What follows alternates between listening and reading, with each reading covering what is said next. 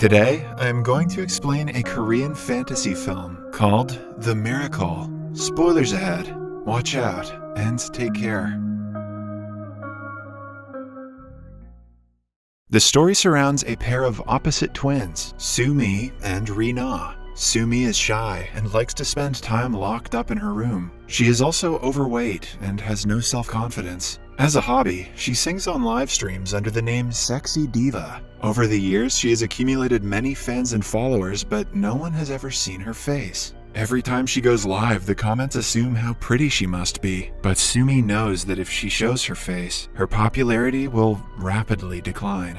In contrast, her sister Ri-na lives the dream of every young Korean girl. She is the visual of a popular girl group, Miracle Girls. She is signed to a label and has millions of fans worldwide, known for her beauty and dance. Ri-na hardly knows how to sing. Still, she is the most popular member of the group. Her bandmates do not like her because she is arrogant and rude. One day, their manager informs them that Ri-na has been called to film a commercial video with a popular male singer, Hae-seong. The other girls are disappointed since Ri-na gets more opportunities than them, even though they are much better singers. Later that day, a couple of reporters come to the girls' home to interview Ri-na's family. However, Ri-na asks Soo-mi to stay in her room during the interview, ashamed of her looks. When asked if she has any siblings, Ri-na claims that her elder sister studies abroad and is rarely home. Soo-mi hates her sister because of her unlikable personality. Despite being twins, they do not share anything about their lives with each other and are always arguing.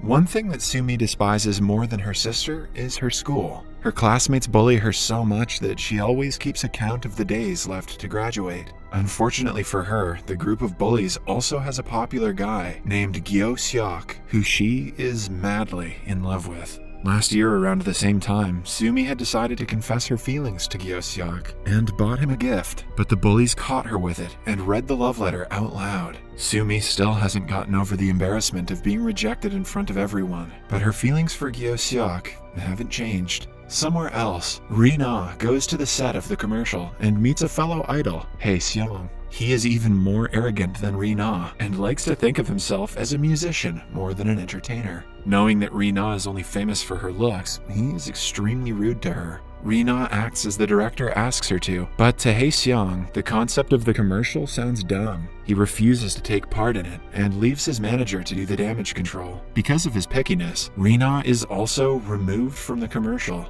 She returns home crying and cursing at him. Meanwhile, Soo-mi is hanging out in their front yard with their family dog. When she isn't looking, it runs outside the house and disappears. Soo-mi spends the entire day looking for it and finds an older woman unconscious on the ground. She takes it upon herself to carry the poor woman to her house.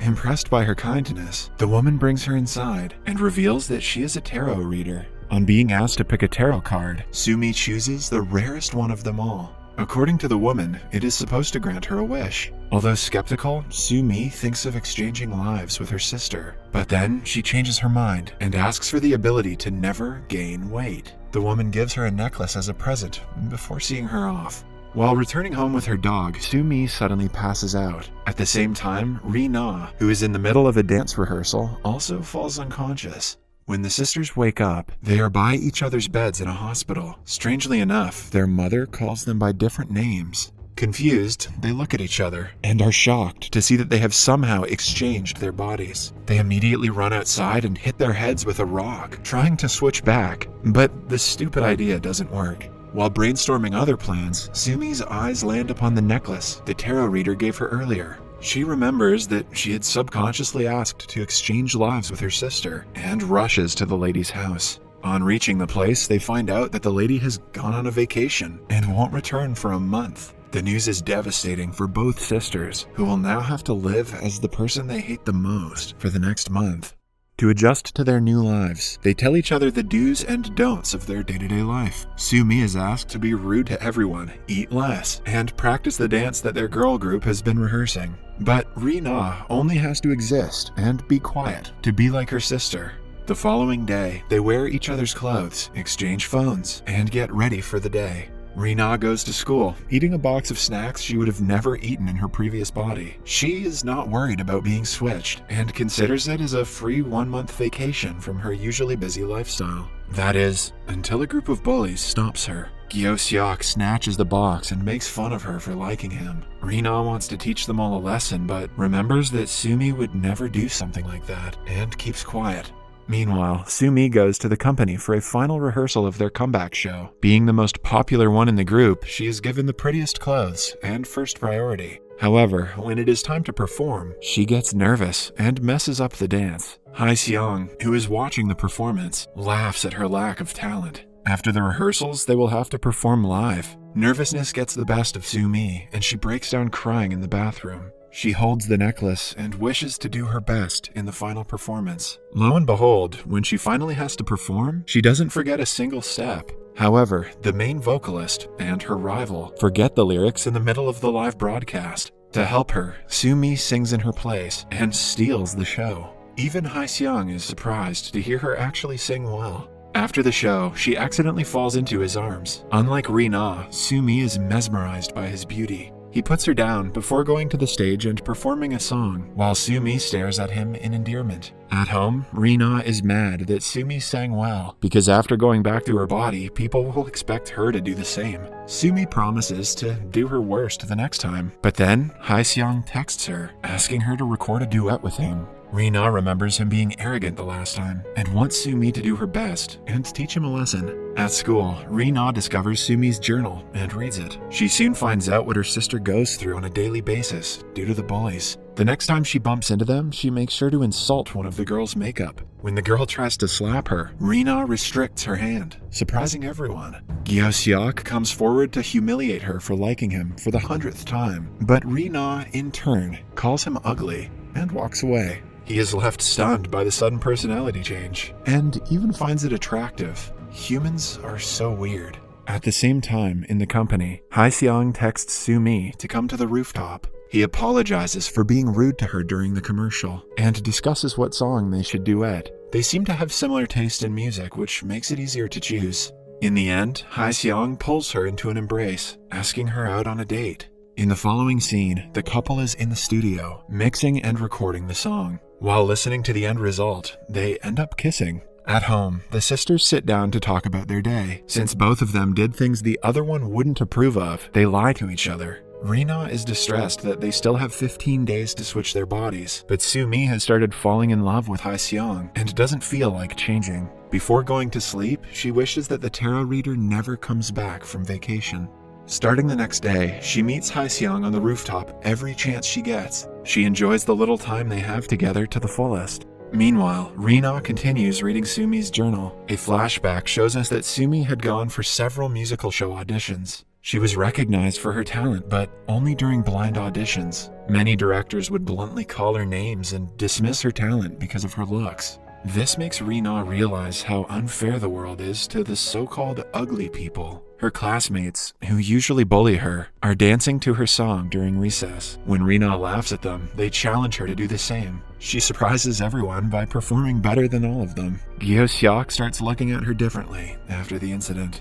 The next day, Sumi is using Hae-seong's computer when she finds out that he watches her singing live streams. It gives her hope that he might like her, even when she goes back to her normal body. At the same time, Rina is going through Sumi's computer. She finds the Sexy Diva livestream channel and accidentally starts a stream with her face in front of the webcam. Several comments flood in, making fun of her looks, and she loses many of her subscribers. At night, Sumi cries herself to sleep, wishing to the necklace that everyone forgets about the livestream. The following morning, the livestream is gone, and no one is talking about it, almost as if it never existed. Even Rina doesn't remember going live. Sumi figures out that the necklace is not ordinary. It has been granting all of her wishes until now. Throughout the day, she tests the power of the necklace, and the wish comes true every time. But she also realizes that every time she is granted a wish, someone in her life suffers the consequences. Like when she asks for the food of her choice. Hae-seong's new song is accused of plagiarism.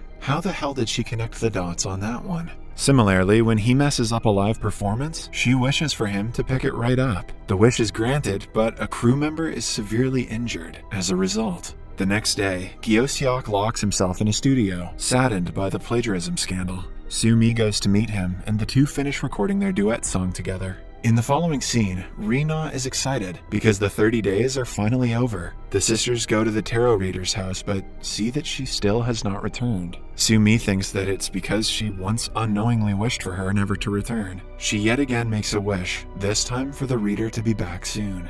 As a consequence of the wish, a dating rumor about her and Haixiang is spread in the media. Rina finds out about the rumor and is furious. They get into a fist fight in the middle of a parking lot and have to be separated by Haixiang. He pushes Rina to the ground, telling her to stay away. However, the gesture makes Sumi believe that he is only in love with Rina's pretty face.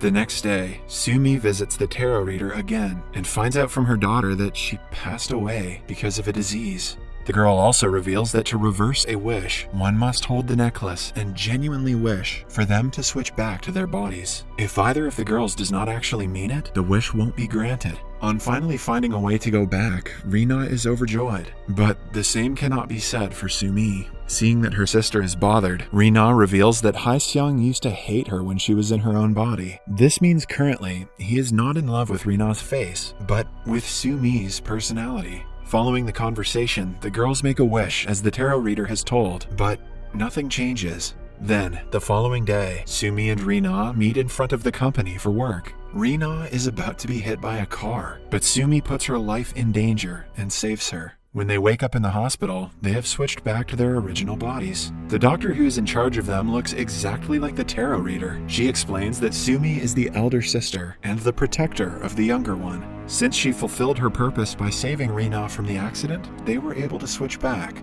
In the following scene, Rina breaks up with Haixiang, claiming that she doesn't want to lose brand deals by being seen with him. In reality, dating her sister's love is unacceptable to her. The bully, Gyosiak, also apologizes to Sumi and expresses that he has started to like her. But she rejects him since she is in love with Haixiang and because Gyosiak is a simp. A few weeks later, Haixiang organizes a musical audition. Rina brings the forms to Sumi, encouraging her to participate. Sumi gathers enough courage to go to the audition, mostly because she wants to look at Haixiang one more time. She sings the song they duetted together and impresses everyone. In the last scene, we see Sumi and Haixiang recording a song together, indicating that she got selected in the audition. Note that we never heard about the Sexy Diva livestream again, so I'd say the moral of this story is to ignore toxic internet comments.